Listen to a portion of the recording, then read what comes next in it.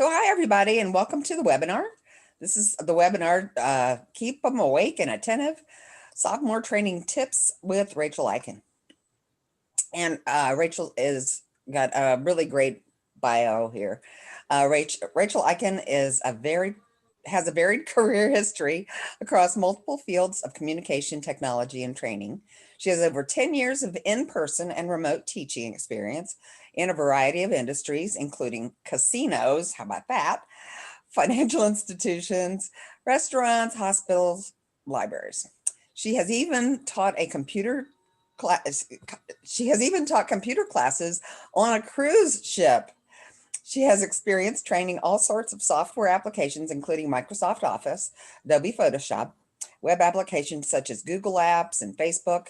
And in a former life, she was a technical writer where she learned about software lifecycle and documented instructions. She also has a variety of technical skills, including a mix of programming, networking, and web design. Rachel holds a master's degree in library and information science and a bachelor's degree in technical writing. So Rachel, we can't wait to hear what you have to say. Take it away. Perfect. All right. Good morning, everybody. And as a reminder, don't forget to mute yourself. If you have any questions or things you want to put in, just put in the chat. We will be watching the chat. So a little bit of background about this presentation. This was what I gave at the STC Summit. And I don't know if any of you went there, but now you get to hear it for free. You get to hear it without going to this conference, I should say. But the joke, of course, was that when I gave the presentation, the conference was on East Coast time. So it started at 10 Eastern, which I'm in Pacific. It was 7 a.m. for me. So the joke was, yes, you really do have to keep everybody awake, especially myself. And I actually designed this presentation originally pre-COVID, thinking, oh, I'll get to present it in person and show people skills of how to teach software in person, and it'll be great. And then when COVID happened, my whole presentation changed. So I want to let you know that this presentation will focus on in-person software training, but I recognize that that may not be a reality for a lot of people right now. So we're also going to talk about things that you can do for remote software training as well. And so I hope eventually next year we will all be teaching in person and it'll be great, but maybe not. So I'm just kind of leaving things open. So first, let me go here. All right, so I want to take a quick poll, and if you would, in the chat, on a scale from 1 to 5, 1 being I've never taught software classes at all, to 5 being I am an expert, I have done it as a career, my title was software trainer. Can you just tell me what your experience is with training software specifically? Not training math classes or anything like that, just specifically software. Okay, so I see some 5s. I see a couple 1s. I see a nice little mix there. Cool. Daily. Oh, Patricia's probably going to have some stories for us. And a little bit of background too. This originally was supposed to be an actual Zoom poll, but we couldn't get it enabled in time, so we're just doing it in the chat. But if you do want to do polls, don't forget to enable them in your meetings, but that was one that we learned, but chat works as well. 3 to 4s. Okay, cool. So I'm getting a nice range, some beginners, some experts, some in betweens. So in this webinar today, I am going to be asking a lot of questions and you can use the chat to answer them. If you have the experience, feel free to share your experience. But if you don't have experience, then just do what you think you should do.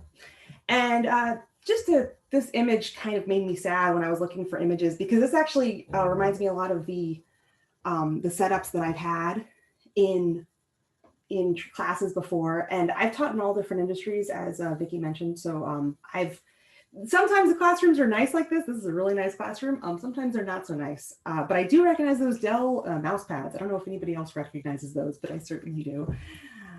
All right, so let's go forward. Here we go. All right.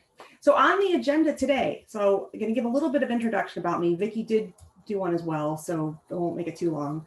We can talk about some things to consider as far as when you're software training, and obviously we're going to kind of do double duty, talking about the remote and in person simultaneously.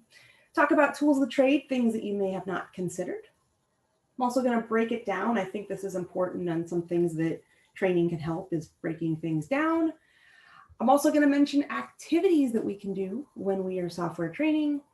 And then finally, I'm going to close with some top mistakes that people make, especially experienced presenters. And I will tell you, I am guilty of a lot of these top mistakes too. And some of them I'm trying to unlearn some of my bad habits. So I'm hoping to inspire you as well.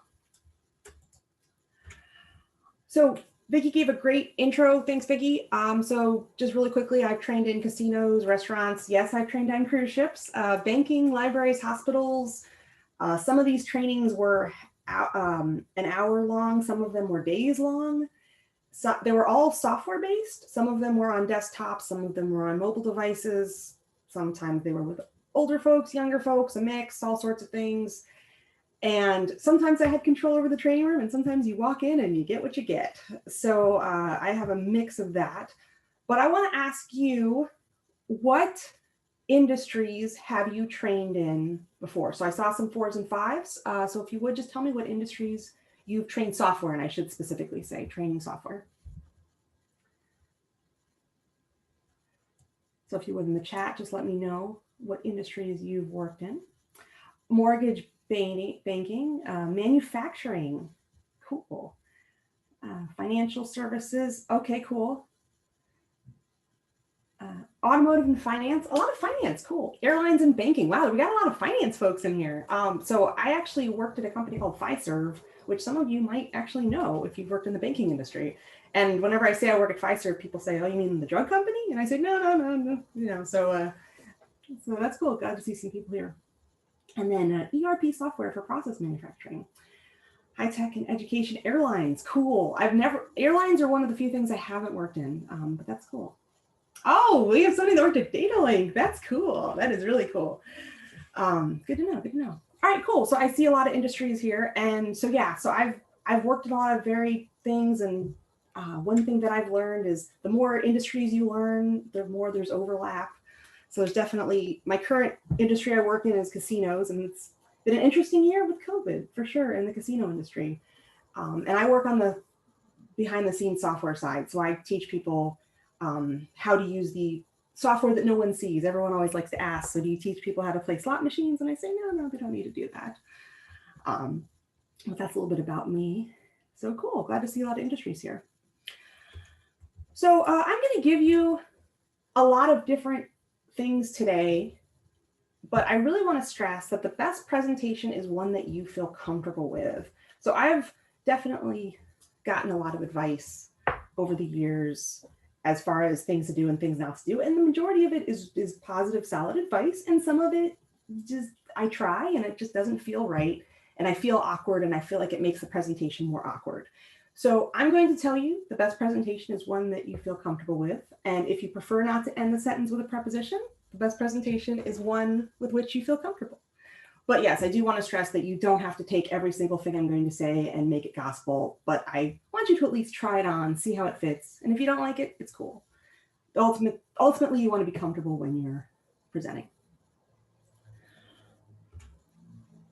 Okay, so now I want to talk about some things to consider, because I think a lot of times when we go into training software, there may be times when we just kind of jump in, but it never hurts to ask ourselves a few questions first. So the first question I'm going to ask you, so let's assume that you are training on manufacturing or banking or whatever industry you want. You are not training on PowerPoint specifically. Should you use a PowerPoint in your software training, or should you not? So in the chat, tell me, do you use PowerPoint? Do you not? If you've never trained before, tell me what you think you would do. You know, if I had to train about, random banking software, should I use a PowerPoint or should I just use the software? So kind of type and tell me what you think, and we'll go from there. All right, so we see somebody said they do a hybrid, first PowerPoint, then live demo. Some PowerPoint, some live demo. Yes, for focus, but not for content. Sometimes I do, sometimes I don't. It depends on what I'm training them on, a mix. Okay, we have some, might jump between some slides and actually showing. So I'm getting a lot of mixes here, so that's interesting. Okay, cool.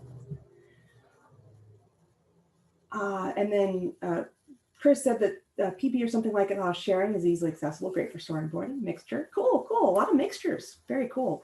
So let me tell you what I do, and this is kind of what I find works really well for me, is starting off with a PowerPoint and then moving in to my software, but not jumping between the two, because I recognize that when I jump between the two, I can't do it smoothly. And to me, it seems clunky.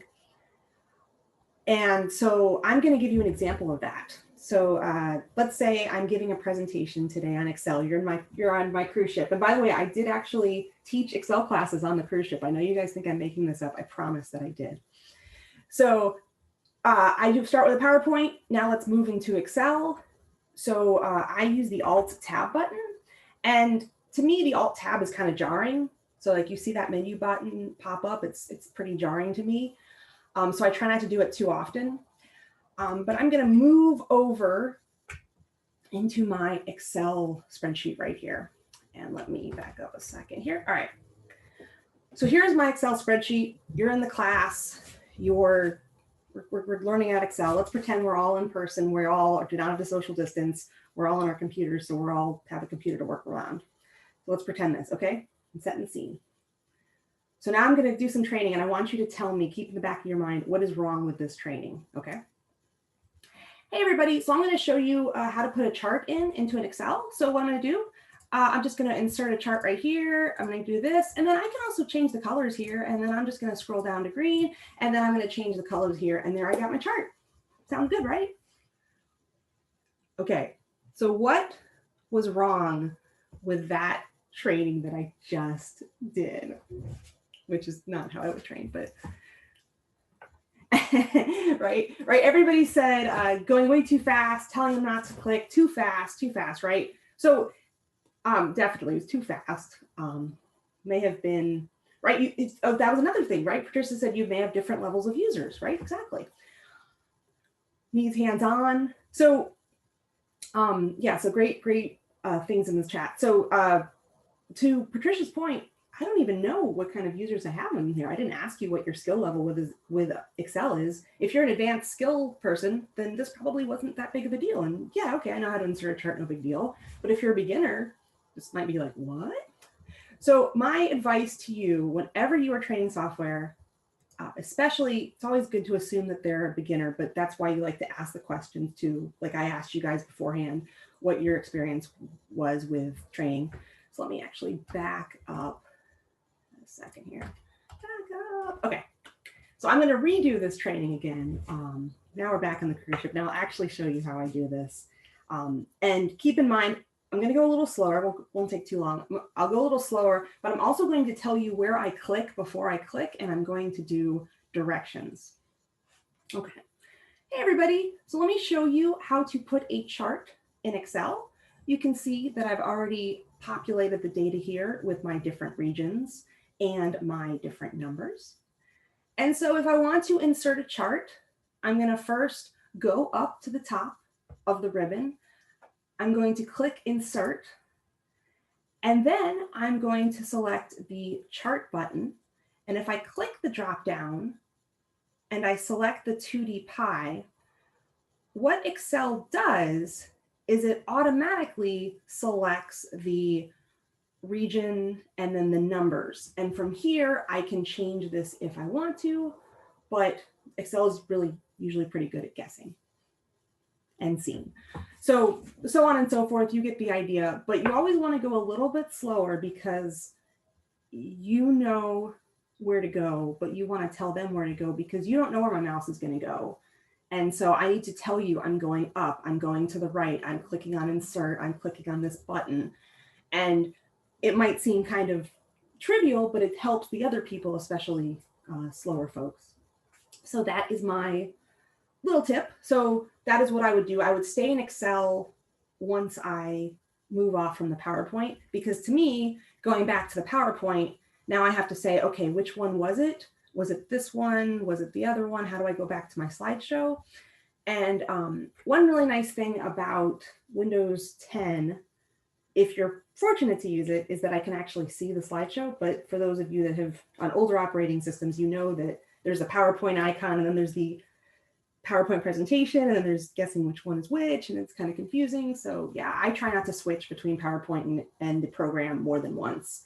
Now, my little tip is, in my PowerPoint slide, let's say I was teaching on Excel or banking software or what have you, I would always put the screenshot.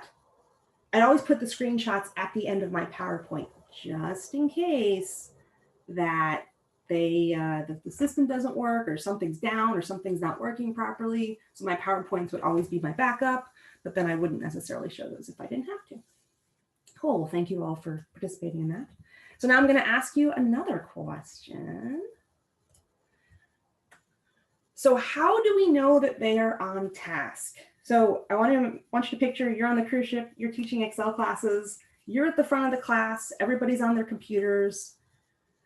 They look like they're clicking away, but how do you know that they're clicking away? How do I know that when I'm showing you a chart on Excel that you are making that same chart? How do I know?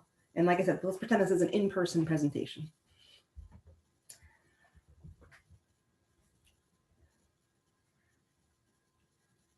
All right, so I'm seeing walk around, seeing show off hands, and I wish. Timothy says spy cam. That's funny. that maybe in the future. I've never been fortunate to have that. Eyes back at me. Cool. That's a cool one. I like that.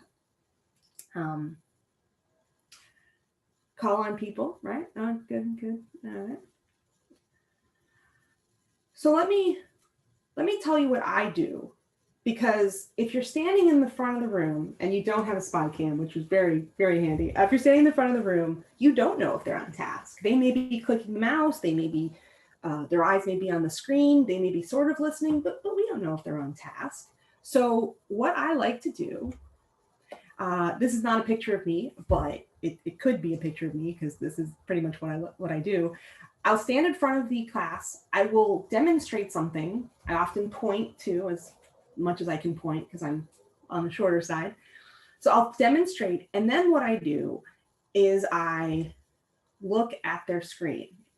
Now, this image, of course, probably won't work in post-COVID times. We probably have to keep our distance and wear face masks, but let's suspend the disbelief for a second. What I wanted to point out about this screenshot was that the user, the person that you're training, is actually using the computer and mouse. So you want to look at their screen, you want to make sure that they're on task, but if they're messed up or something like that, be sure to show them, but don't actually take control for them. Let them take control, because that makes them lets them actually do it. You don't want to do it for them. So that's but yes, you always want to look at their screen. Now, that's great if we are in person, but what about remote? So let's say I'm giving a webinar and you all are having Excel in front of you. How do I know you're on task now? Now I can't look at your screen. Let's assume that I don't have a spy cam or special software. I can't look at your screen. How do I know that you're on task? What else can I do in a remote webinar?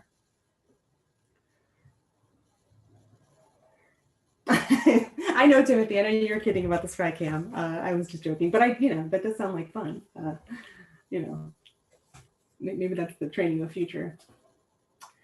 Okay, so Melissa says you can ask them, you can do a vote. Kelly says you can ask someone to share their screen and demonstrate. You can ask for responses. Great. These are all good ideas. So yeah, you definitely, if you don't have the opportunity to see their screen, you can ask them questions. Like I'm asking you questions right now, trying to see who's engaged.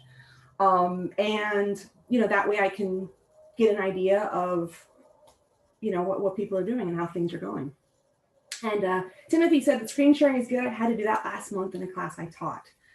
So yeah, if you have the ability, you can have them screen share. That's always great. And I know some of you might have fancy software where you can see their screen, so that's always good. But yeah. Okay, so now, what about distracted participants? So let's say we know that they're not on task. What are some things that we can do to keep them engaged.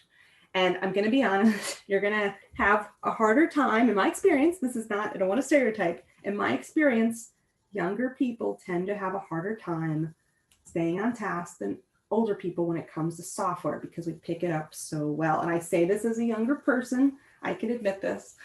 But so things I like to do to help with distracted participants is that we can set ground rules. So I like to say at the start of every training session,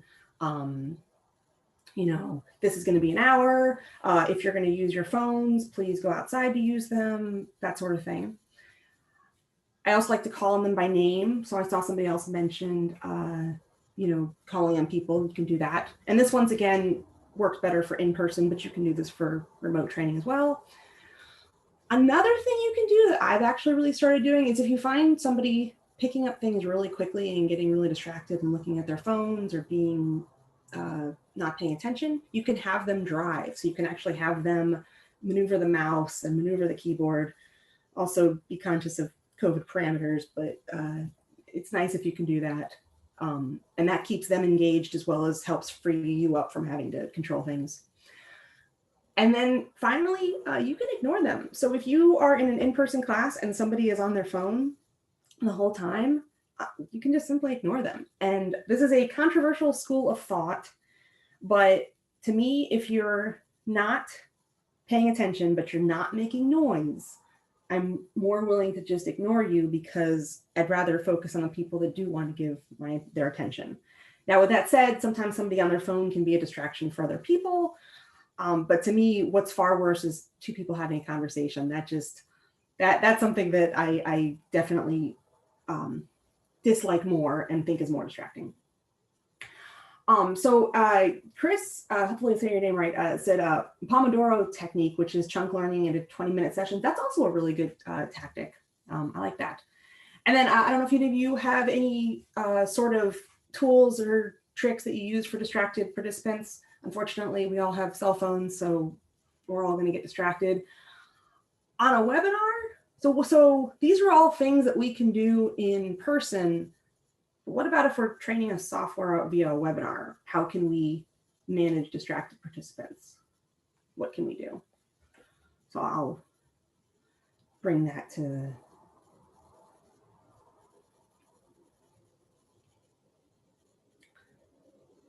And I like how Vicki said that 20-minute sessions are TED Talk. Like, yes, that's a good point. It's a good point. Oh, that's cool. So Patricia said, allow them to use annotate. That sounds pretty cool. I would probably use that in the right setting, depending on the crowd, because that could be dangerous in the wrong hands, but that was really cool. I like that. I've never actually done that before, so I'll have to do that. Paula said do polls. I like that. Group activity. Great idea, Vicki. Great idea. So honestly, if they're distracted, we don't know. So like right now I'm giving this talk, you could be on your cell phone, you could be playing Candy Crush. I don't know, right? I mean, you're typing in the box. I'm hoping that you're paying attention, but I know I'm competing with a lot of different things. So that's why I try to keep your engagement. I try to keep you attentive, but I can only do so much. And Chris said, if possible, use a story framework. That's a good one. I like that. I like that. And then, like I said, activities help. We will talk about activities in just a second. Okay, so tools of the trade. And if you are, speaking of TED Talks, if you are fortunate, I love these mics that you strap on and then you can walk around and be heard. I call them Britney mics, but I generally, 95% of my trainings, I am not cool enough to get one of these. So I just have to use my voice to project. But I have worn a Britney mic before, and it is very cool. I do enjoy that. So I want to talk about just some tools that I've used in my training and that help. These are in-person tools, of course, but I will mention something about them after we're done. And this is actually the only slide where I use animation, because animation can be a little wonky on Zoom. So I just wanted to give everybody the best experience, but we'll see how animation plays out today. So my first tool of choice is a laser pointer. Laser pointers are really cool, especially, like I said, I'm short, so it's good for reaching tall things. The only problem with laser pointers is that they don't work on newer LED screens. So they do work on projection units, but they don't work on LED screens. So just be careful with laser pointers, but they can be a lot of fun. Also make a fun cat toy as well, if you have cats. The remote, I'm a big fan of remotes, but once again, if you are using a PowerPoint for most of your presentation, this works really well. If you are using software for most of it, it won't be as handy. So it kind of depends on what you're doing. Pointers are also fun. You can get these at teacher stores or dollar stores. Once again, if I'm short, nothing like having a giant pointer to point at something. These work on all screens because they don't require a laser pointer light. And Vicki also mentioned a remote with laser. Those are even better, right? Most remotes, I think, today do come with lasers. So that's always good. And then if you are doing software training, you can do a wireless mouse. And if you let a participant drive, you can also give the wireless mouse or wireless keyboard to them, so that helps. And I also wanted to mention, so these are great for in-person, but these can be used for remote training as well. And we actually, in our casino department, we've shifted all of our training to virtual training, but we still have the trainers come in and train in a classroom. So they still use the pointers, they still use the, it just makes the training environment a little more exciting on camera and just helps keep people's attention. So don't feel like these training tools have to go to use, or sorry, are not useful. If you're remote training, you can still use them. You can still, they can still be handy. So. All right, so another question for you guys. So we talked about distracted people, but now let's talk about students that are paying attention, but they're having a hard time understanding. What can we do to help them? So I'm trying to show them how to do a chart and they just don't quite get it. What can I do to help them?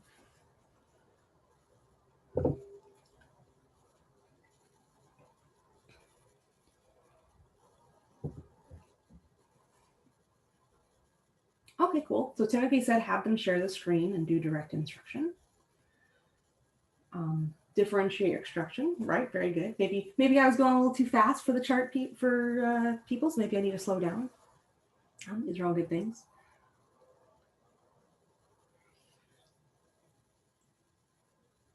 Offer to follow up or after, handout, written instruction, all great ideas. So these are all great tactics. Usually what I do is I try to kind of see where they're having difficulty, and I try to also gauge the situation. So for instance, if they come to a class about how to make charts and it's obvious that they've never used Excel before, I might say, hey, let's hold your questions, and after the class, let me get with you one-on-one, and then we can kind of review it. Because that way, when they get that one-on-one attention, sometimes that helps them. So yes, all of these are great things depending on how much trouble that they're having. But we definitely don't want to leave them behind. We just want to, sometimes we also don't want to slow down the rest of the class. So if you, all of these are great ideas.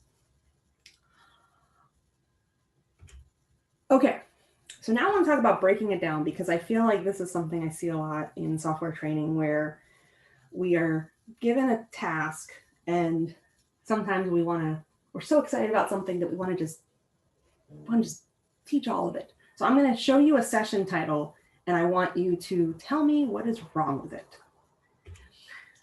So what's wrong with this presentation title? Learn everything about Microsoft Excel and the course time is 1 hour. In the chat, just can you tell me what you think is wrong with that?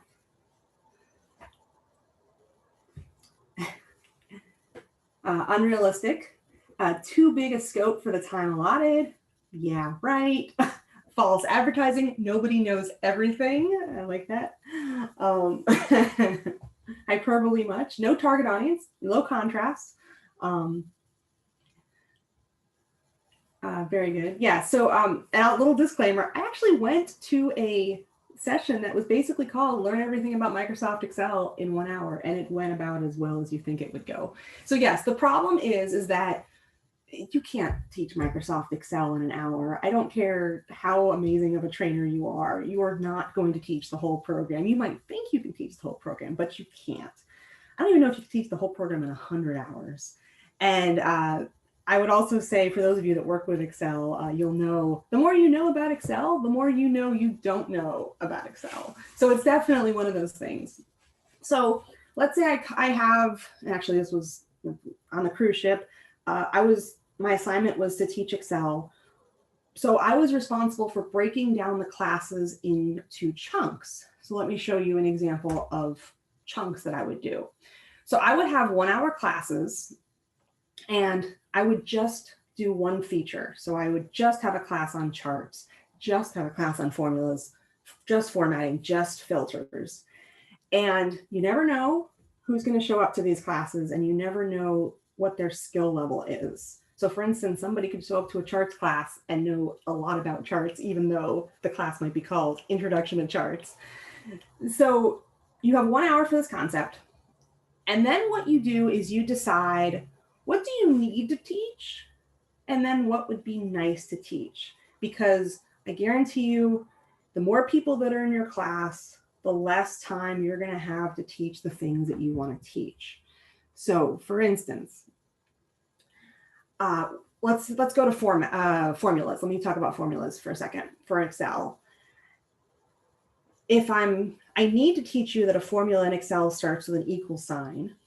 I need to teach you the sum formula, which is very handy and used a lot.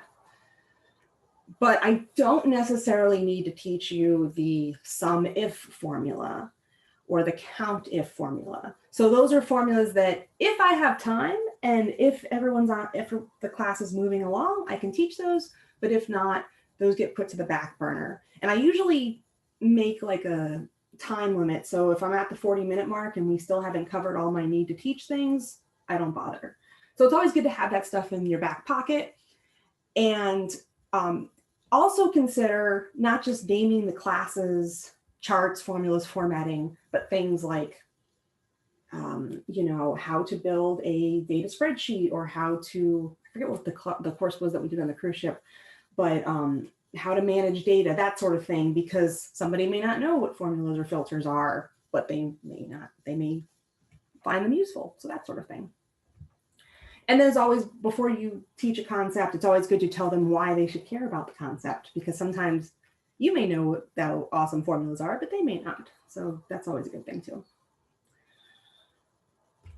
All right, another thing I'd like to stress is rehearsing, and rehearse.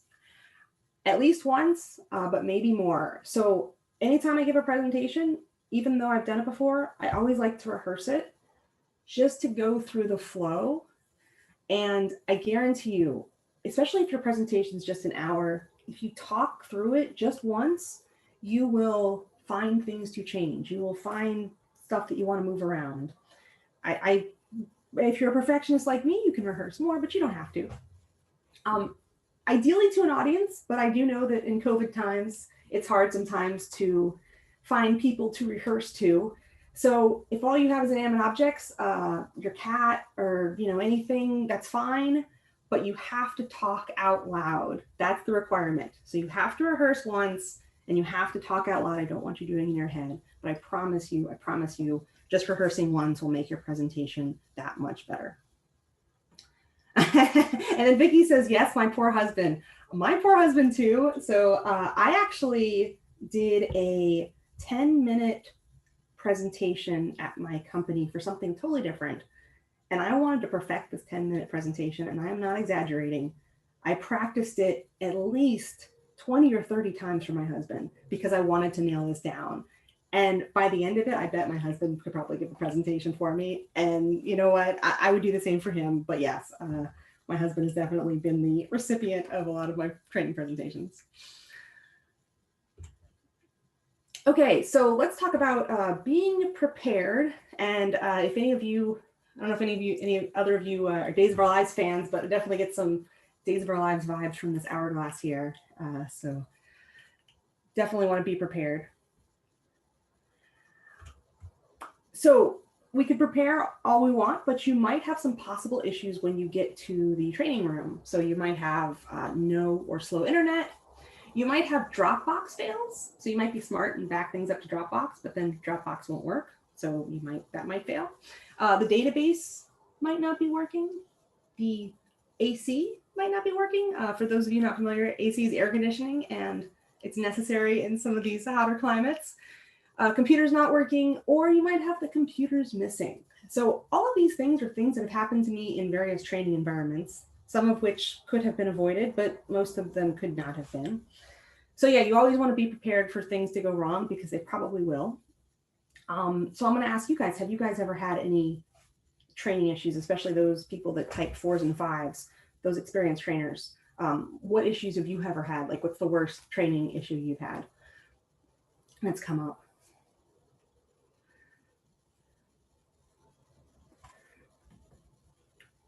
I'm sure someone has a training bad story. So, oh, I've had to run to Best Buy for a 25-foot cable. Yep.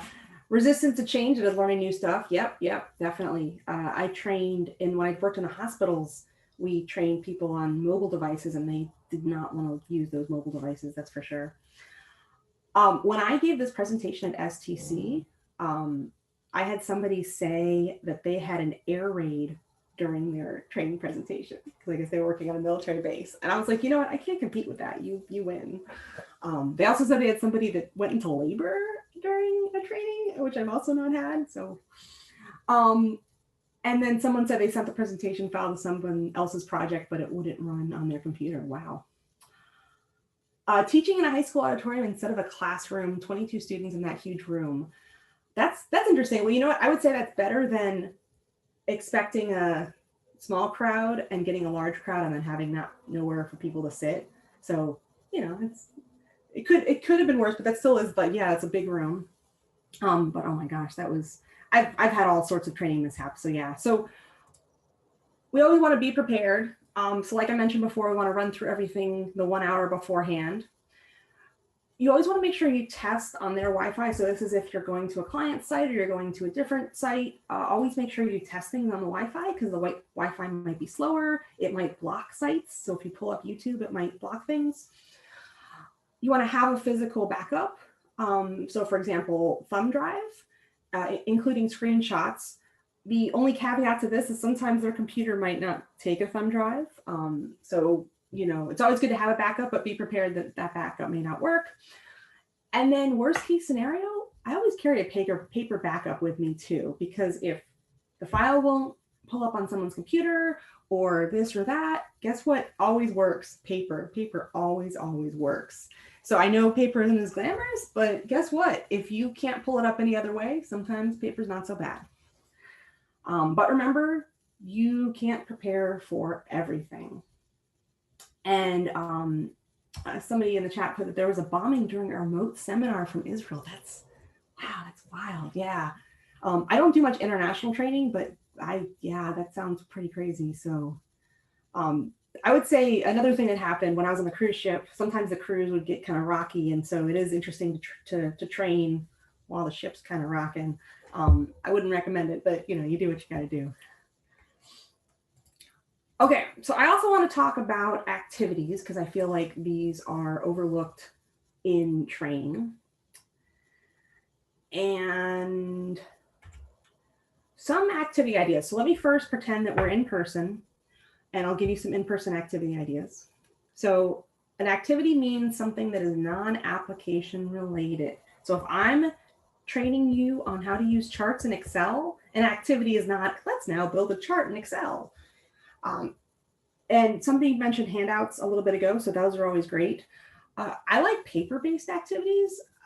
You'd be surprised how many adults really love coloring or crafts. They get a kick out of it. It really helps them retain information a lot better. If you're not very creative, you can use word searches or crosswords. They actually have word search builders or crossword builders, just something to, you know, get their attention away from the screen. Scenario-based activities. I saw someone mention kind of storytelling that also helps engage people. And then finally, discussion groups. So if you can break people off in discussions and give them a topic. And you can also do this with Zoom as well, or you can do this with some remote training software. You can break them off in discussion groups and have them talk about things. So obviously the activities are a little bit easier in person. but you can do them remotely as well. And I always like to say the more activities, the better, especially if they are under 35. And I say this as somebody who's right at 35. I tend to pick up software a little bit easier. So I do like those activities to kind of help me stay on task, stay engaged, not get distracted by my phone. And like we said, you can't help everything, but activities really do help. And a general rule of thumb is I like to have 1 or 2 per hour. And then with webinars, it's a little bit harder. So you can have a paper-based activity if you want. You can also just ask a bunch of questions. It's really kind of a little bit harder, but just keeping that engagement up is always good. And then I don't know if anyone else has done any sort of activities or anything like that. Oh, you know what? Somebody mentioned the annotate tool. So that could be an activity too, right? Just be careful if, certain people might do some things. But yes, in a professional crowd, hopefully everybody will be cool with the activity.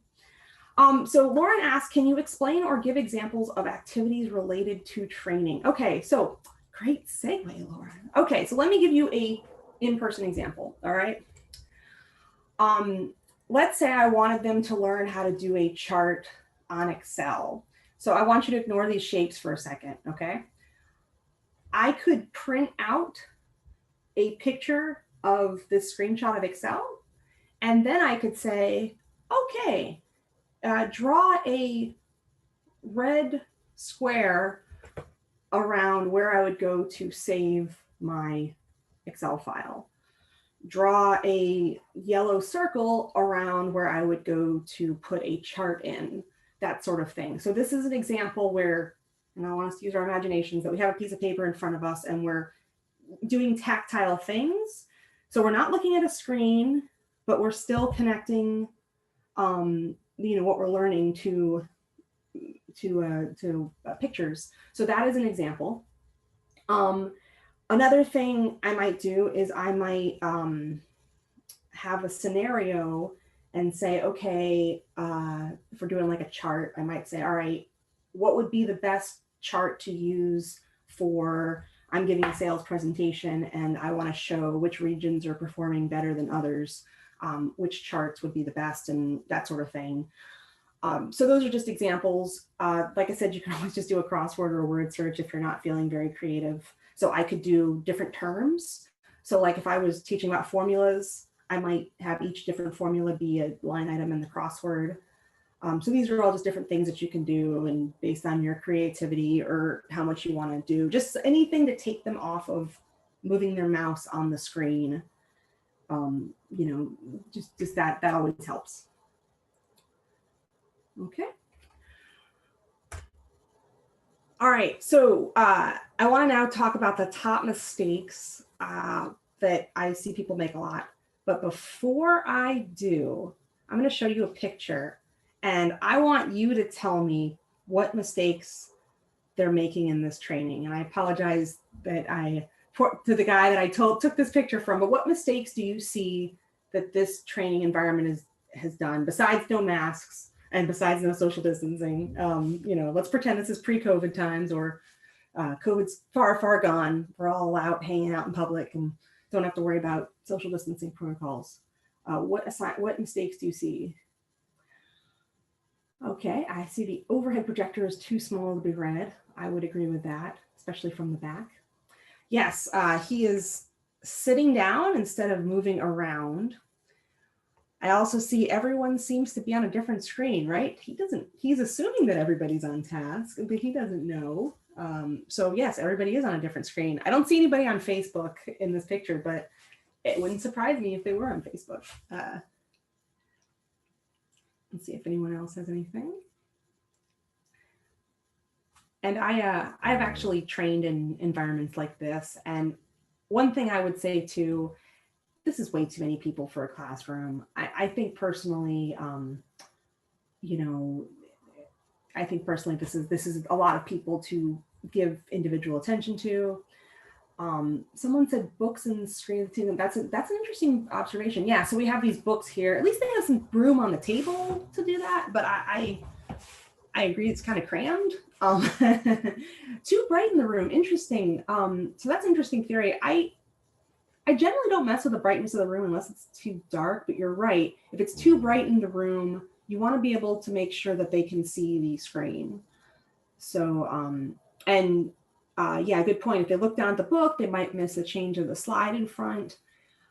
This reminds me a lot of the college lectures that I've attended where, you just have someone sit in the front and just move their mouse and you don't really know what they're doing. But yeah, I would agree. This is just too many people personally for a training session. If this is what you have to do, this is what you have to do. But personally, me, I think 10 is like the maximum as far as being able to give people attention and make sure that they're on task. And Melissa brought up a very good point. At least he has projection screens. Sometimes you have to project on a wall. I've had to do that too, and I do not a fan of that. But one cool thing about these projection screens is that the laser pointer will definitely work on them. So if he had a laser pointer, he could totally use it. So there's that. So that's really good. Okay, so let me just kind of talk about top mistakes. Some of these we mentioned before. So we mentioned not rehearsing. I think that's a good one. Please rehearse just once. Cramming too much in. We talked about that with the Excel class, right? Don't try to teach Excel in an hour. Try to break it down. Staying in one spot. We don't know if they're on task if we do that. So let's move around. Even if we are remote training, let's not stay in one spot. Let's move around just to keep it interesting. Now, there's a fine line between moving too much and not moving enough.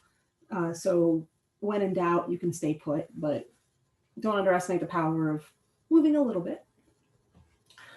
Too much tech, right? We don't want to, just because we're software training doesn't mean we always want to stay behind a computer and have all the activities be computer-based. We can do paper-based activities as well. And, paper always works, never has any technical issues, right? And then one of the top mistakes that I hear presenters make all the time, and this actually is what inspired this presentation. So let's say I'm teaching about charts in Excel and I open the class. Actually, you know what, let me back up. Let me say I'm teaching about something that's not just charts. I'm teaching about general Excel stuff. And I open the class with, so who doesn't know charts in Excel? Who doesn't know what a chart is? Something like that. What's wrong with asking who doesn't know something? What's wrong with that question? And how could I ask it better? How could I do a better job?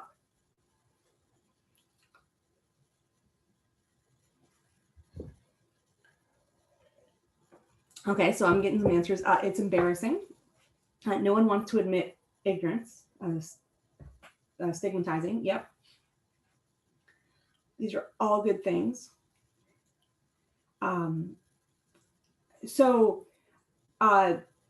The thing with asking who doesn't know something is, if I don't know something, I first have to think about, well, do I know it? Do I not know it? I don't know.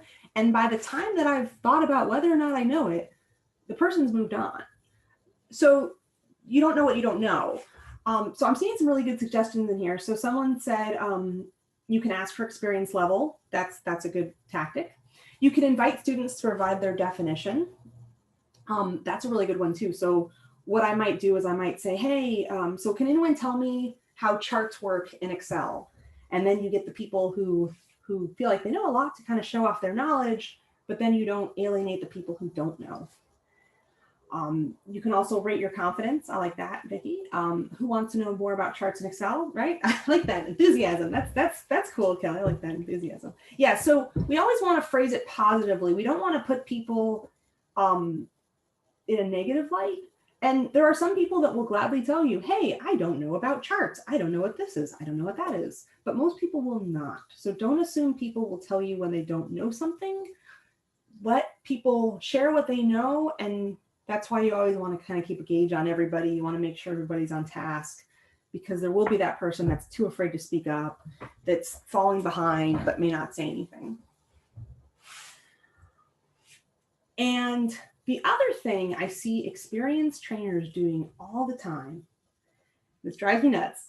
So you 4 and 5s, I'm talking to you guys, don't ignore beginning classes. So for instance, if I have the opportunity to teach an Excel, to take an Excel class, an introduction to Excel class, I don't want to say, well, I know everything there is to know about Excel, so there's not possibly anything that I could learn.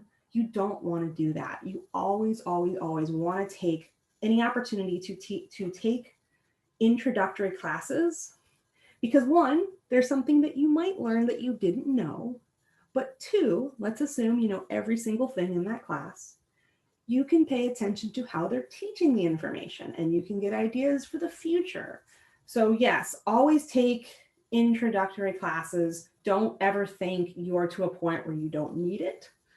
I always recommend, you're always a beginner.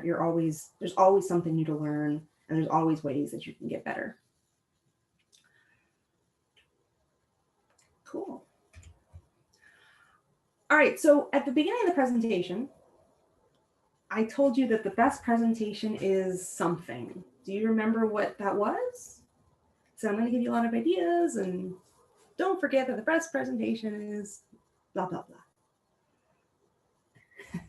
The one you know, the one you're comfortable giving, one you feel comfortable giving, yes. The one you're most comfortable with, one that I'm comfortable with, yes. So the best presentation is one that you feel comfortable with.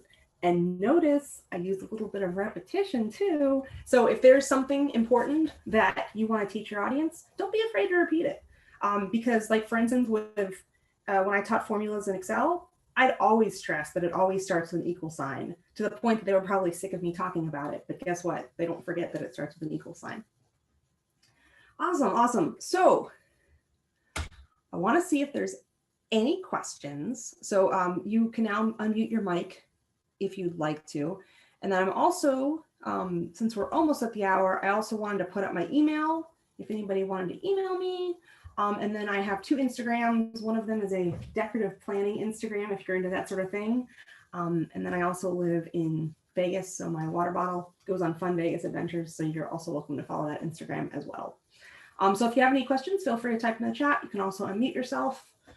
But yeah, so that we are at the end of our presentation. So Kelly says she has to go. Well, thanks, Kelly. I appreciate it. Thanks for coming. I appreciate it. And thank you, Melissa, for coming as well. And thank you, everybody, for participating in the chat and not leaving me hanging in the chat. I appreciate it.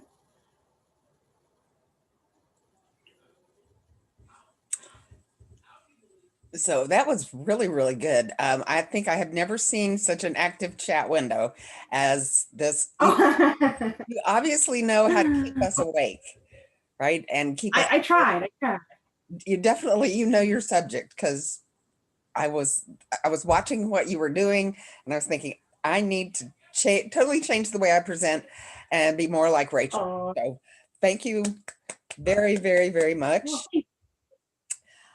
thank you. I am going to stop recording. I'm so glad you did this.